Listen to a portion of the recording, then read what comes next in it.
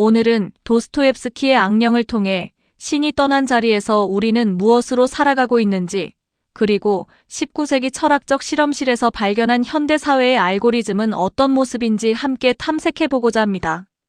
우리가 오늘 던질 핵심 질문은 바로 이것입니다. 새벽의 총성과 철학적 실험 속에서 키릴로프가 말했듯이 나는 신이 없다는 것을 증명하기 위해 죽는다는 선언은 우리에게 무엇을 의미할까요?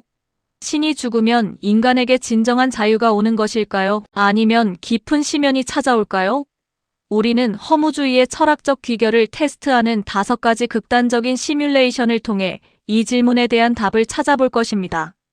악령의 메커니즘을 은유적으로 해석해 보겠습니다. 성서 속 돼지떼가 폭주하듯 19세기 급진 지식인들은 이념에 사로잡혀 폭주했습니다. 특히 1869년 네차예프 사건은 이를 극명하게 보여줍니다. 혁명의 대의를 위해 모든 도덕을 폐기하고 동료를 살해했던 비밀 결사의 이야기는 이 책의 중요한 배경이자 핵심 메시지를 담고 있습니다. 신 없는 세계에서 인간은 어떻게 살아갈까요? 이 진단 매트릭스는 5인물의 생존 방식을 분석합니다. 세로축은 삶의 방향성을 나타내는데 위로 갈수록 파괴와 소멸, 아래로 갈수록 수용과 탄생을 의미합니다. 가로축은 이념에 대한 태도로 왼쪽은 이념을 도구화하거나 통제하려는 경향, 오른쪽은 진정한 믿음을 추구하는 경향을 보여줍니다. 우리는 표트르, 스타브로긴, 키릴로프, 스테판, 샤토프 이 5인물을 통해 이념 앞에서 인간이 어떻게 무너지는지 5개의 테스트 케이스로 살펴볼 것입니다. 첫 번째 테스트 케이스는 바로 스타브로긴입니다. 그는 카리스마와 압도적인 지성을 가졌지만 완벽한 무의지를 보이는 매력적인 공백을 가진 인물입니다. 그의 철학적 매칭은 알베르 까미의 부조리와 닮아 있습니다. 세계의 무의미를 너무 잘 알지만 그마저도 씨름할 의지조차 없는 상태이죠. 결국 그는 이념을 타인에게 유통시키지만 자신은 전혀 소비하지 않음으로써 차갑게 파멸하는 인물입니다. 두 번째 테스트 케이스는 키릴로프입니다. 그는 자유의 극한으로서의 소멸을 선택합니다. 그의 논리 구조는 명확합니다. 신이 없다면 내가 신이 되어야 한다. 신이 되는 것은 죽음의 공포를 극복하는 것이고 이를 완벽하게 증명하는 것은 바로 자발적인 죽음이라는 것입니다. 이는 니체의 초인과 극명한 철학적 대비를 이룹니다. 니체의 초인이 삶을 긍정하고 가치를 창조하려 한다면 키릴로프는 죽음을 통해 허무주의를 완성하려 합니다. 세 번째 테스트 케이스, 표트르는 이념을 도구로 사용하는 자입니다.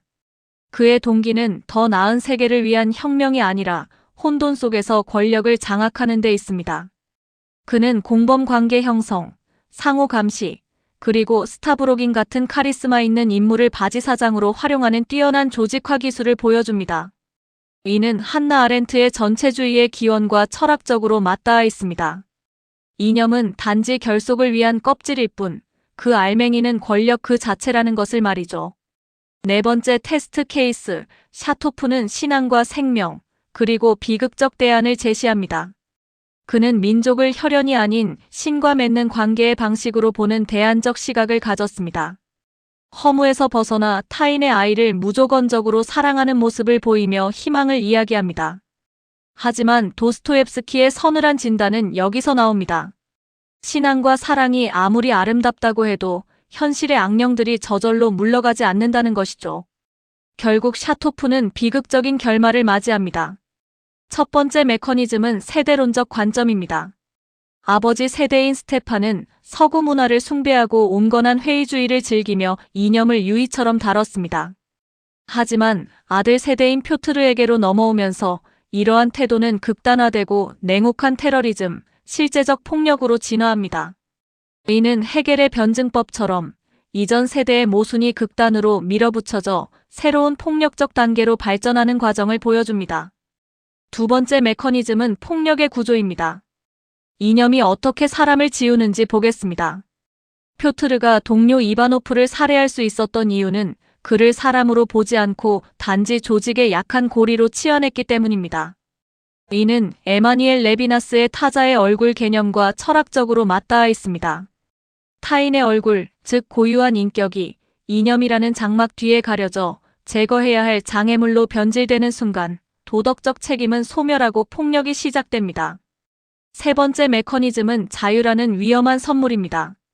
자유 그 자체가 의미를 주지는 않습니다. 자유는 반드시 무언가를 위한 것이어야 합니다.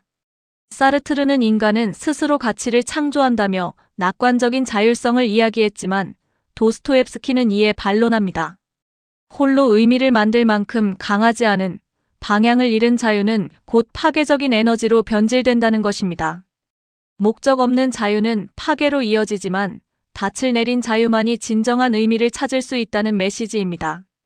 그렇다면 이 악령들은 150년이 지난 오늘날 어디로 갔을까요? 19세기의 악령들이 혁명과 이념의 언어를 사용했다면 21세기의 악령들은 알고리즘의 언어를 사용합니다. 개인보다 조직이나 집단의 논리가 우선하고 타인의 얼굴보다 이념적 순수성을 중시하는 구조의 완벽한 반복을 우리는 현대 사회에서도 목격하고 있습니다. 현대적으로 치환된 우리 곁의 악령들을 살펴보겠습니다. 표트르의 비밀 결사는 비슷한 생각이나 성향을 가진 사람들끼리만 모여 소통하며 자신의 신념이나 편견을 증폭, 강화하는 극단적인 에코체인버로 나타납니다. 이념을 무기로 삼아 상호 감시하고 이탈자를 적으로 규정하는 소셜미디어의 극단적 이념 집단이 그 예입니다. 네차예프의 동료 사례는 취소 문화, 즉 캔슬 컬처로 이어집니다. 이념적 순수성을 증명하기 위해 타인의 얼굴, 즉 인격을 지우고 사회적으로 매장하는 온라인 군중 심리가 바로 그것입니다. 마지막으로 스타브로긴의 공백은 분노를 유통하는 인플루언서와 닮아 있습니다. 스스로는 아무런 신념이 없으면서도 대중의 분노와 혐오에 불을 붙여 트래픽을 취하는 카리스마적인 허무주의자들이 바로 현대의 악령이라 할 수 있습니다. 이제 우리는 스스로에게 질문해야 합니다. 우리는 어떤 얼굴을 하고 있습니까? 알고리즘과 극단주의가 지배하는 시대에 도스토옙스키의 질문은 더욱 날카로워집니다. 당신은 타인을 집단과 이념의 일부로 보고 있습니까? 아니면 고유한 인격을 가진 얼굴로 보고 있습니까? 집단의 논리와 알고리즘에 매몰될 것인지, 개인의 인격과 존엄을 지켜낼 것인지, 이 질문은 오늘날 우리 모두에게 던져진 숙제입니다. 악령은 단순한 괴물들의 이야기가 아닙니다. 그것은 바로 우리 내면을 비추는 거울입니다. 악령이 보여주는 신일은 세계의 초상을 읽으며 우리가 그 세계 안에 살고 있다고 느낀다면 그것은 소설이 틀렸기 때문이 아니라 너무나도 정확했기 때문일 것입니다.